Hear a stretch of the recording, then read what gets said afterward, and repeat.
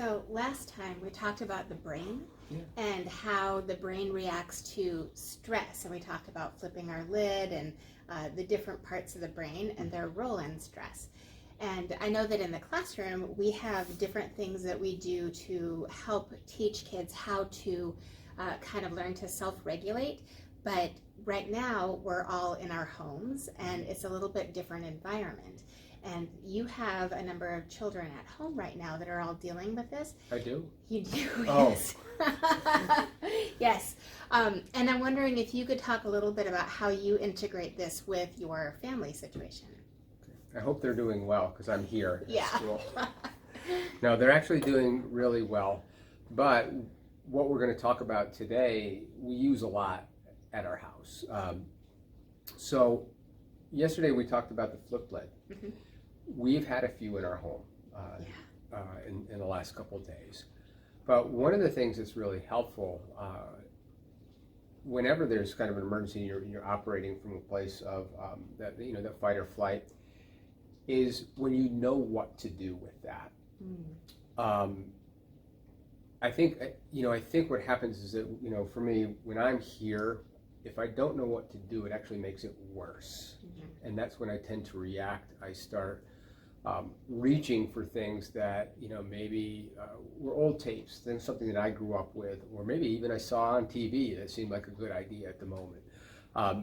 So in the classroom, one of the things that we do is we have the positive timeout area.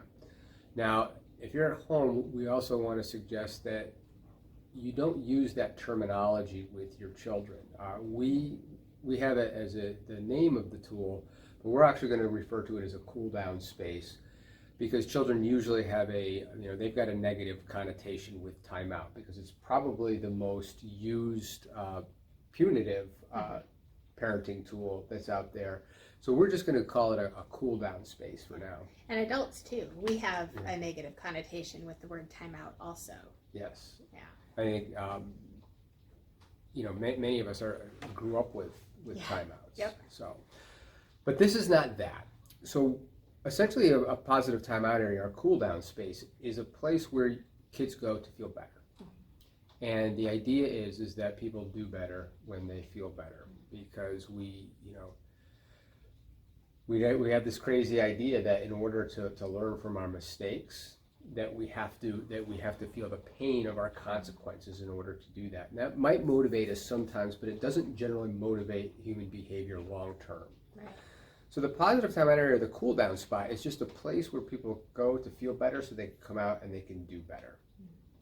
In the classroom, if you've been into one of our classrooms, you'll see in the corner, usually there's been a spot that's been actually built by the kids. And we're going to suggest doing the same thing at home, is that just involving the children in designing a positive timeout area, or a cool down space, so that they can, they've got their own place where they can go to feel better. Mm-hmm. Now you could choose a spot for everybody in the house, and it could be one central spot. You could use if your children are lucky enough to have their own rooms, you could choose a spot like that. And then just taking a few minutes and deciding together as a family what you might want to put in there to help people calm down. In our house, it's just a chair that backs up into the corner, and the kids, there's a triangle that's formed by the chair meeting the corner, and there's a hole the kids call the couch hole. And so that sounds cozy. Yeah, it is. So they've got stuffed animals and pillows and stuff in there, and you'll just see them slink right into the couch hole to calm down when they're feeling better. And now, as the kids have gotten older, Nicholas is 13 and Quinn is 18. They'll oftentimes just make their own cool down, and they'll go to the room and they'll relax until they're ready to come out. Yeah, I know that in the classroom, having the kids have ownership of it is really important. Yeah. The times where as a teacher, I've tried to take more ownership of it, the kids use it less. And when the kids have more ownership of it, then they use it more. Absolutely, yeah. And the other piece is just, once you have this established, is actually just taking some time to practice. Kids love to role play. Adults feel a little silly doing it sometimes. But if you look at this like a fire drill, having the kids practice and you practicing taking a cool down before it actually happens can be really helpful. You could use the signal like this. I think you do this in your classroom, Shawnee. In our house, we use a T sign, which just means I'm taking some time. I'm going to go cool down, and I'm going to come back as soon as I'm ready to solve the problem. Now, as we mentioned last time, I think it's really important when you're setting this up. You want to make sure that everybody knows when you give that sign, you're also promising to come back. Yeah, that means a lot. Yeah. Yeah. So that way, if I'm upset and you're not, and I do this, it doesn't mean that I'm just going to withdraw and abandon, this conversation. I'm going to come back. Right. So the other piece to remember is that for adults, a lot of us have grown up with a punitive timeout situation, and so it's tempting to want to send kids to this cool down spot, but you can't do it if it's going to work. Do you have some experience with that? Oh yeah, definitely. Both in the classroom and at home, I see it play out that the temptation is often there. Like when I see a child who is clearly having a lot of trouble, the temptation is to tell them to go to the timeout area or the peace area and to cool down. Unfortunately, what that does when I then tell them to, it comes across, because I'm usually stressed, it comes across as an order, and the kids don't respond well, and it sometimes makes a power struggle more likely, or stronger if there's already a power struggle. Yeah, that just happened in our house the other day. Luckily, I handled it well, but I was just about to do it. Yeah. And so, but here's the thing. There's actually a simple answer to that. In those moments where you're really frustrated and you want to send your child to to the cool down space or a timeout, is that good rule of thumb is that if you are tempted to want to send your child to go cool down, guess who's the one who needs to cool down? Right. So we had that in our house the other day that Peter was really overwhelmed with his work, and he was just giving up, and he's just really starting to melt down. And he had written these a summary of some of the stuff that he was supposed to read. It was one sentence on 3 lines. And he was trying to convince me that was all he had to do, but the directions were that he had to write 3 sentences. And so we started to get into this little bit of a power struggle. You may have experienced some of this at home now that you're starting to homeschool. I gotta tell you, it is way easier working with your children than it is my own. Yes. So in that exchange, quickly I realized that I was starting to get upset, and I just told Peter I need to take some time. I promise I'll come back. So I did that with our T sign, and I left and I went up to my room, and I really did need to settle down. And I came back, probably about 5 minutes later when I felt like I had really been recentered. And when I got back, Peter wasn't yet settled. And I tried to solve the problem with him anyway, and he was probably still here. He was better than when I left. And he started to melt down again. So I just pulled back. I was calm at that point. I just pulled back and went ahead into the kitchen and did something.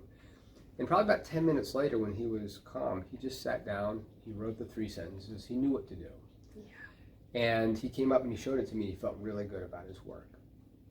That situation could have gone wrong about 20 different ways, and really could have blown our morning. And the key to it for me was just knowing that I was the one who needed the timeout, not Peter. And so a lot of times if kids are given that time, they can actually, they're back here, they can solve the problem like Peter did all by himself. There are some times where obviously, something needs to be fixed, and then we kind of come back together. Yeah, it sounds like in that situation that you really honored Peter's need for some space and time, and also modeled how to take a cool down time for yourself. Yeah, and honored myself, because I probably wouldn't have felt too great after where that was going. Right. Yeah. Because my internal dialogue was, well, I'm not going to share it on a video. It didn't come out, but it gave me the tool to know what to do when I was really upset and was really tempted to misbehave myself. Right, yeah. I have said most of all of the things that I wish that I had never said. It's from a place where I have forgotten to take a time out for myself, when I've come from a place of a flipped lid. Yeah. So just to wrap up, if you're going to create a cool down space at your house, avoid using the terminology timeout. Right. Have the kids help create what's in there. It can be a really fun thing to do together. Mm-hmm. I'd also suggest naming it together so that you're not using the words timeout. Right, which slips in. I've done it, I don't know, like 10 times in this video, because it's just automatic. So if you have a name for it, we call ours the peace area. That really helps replace those words timeout. Absolutely. So we don't send the kids to get there. Yes. We go when we need to take some time for ourselves, and we want to take some time to practice it a few times before we use it, and that's it. Yeah, that sounds great. I can't wait to hear from parents if they have tried this out in their home. Hopefully it works, and we'll be back tomorrow with another tool. Okay, so we're going to end with dad jokes throughout this series. So your turn. And you can call them dad jokes, but in my house they're called mom jokes. Oh, that wasn't the joke. That's not the joke. That's not the joke. So Chip. Yes. What do you call a fish with 2 knees? I don't know. A toonie fish. Well, there you go. It'll be my turn next.